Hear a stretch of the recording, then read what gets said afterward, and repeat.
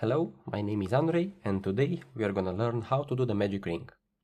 First, we're gonna put the yarn in our palm. We're gonna go over the first two fingers here, diagonally, then straight up, then diagonally again on the other side.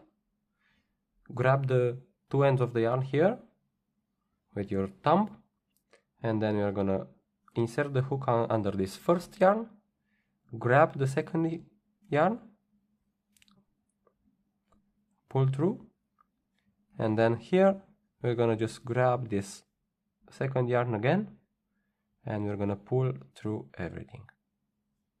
So now we have this circle and you're gonna see this yarn twisted here. You can just untangle, just pull this out here. Okay, we're gonna pull this, it's gonna tighten, and then if we pull this bit of the yarn, it's gonna tighten the circle here. I can just pull this back.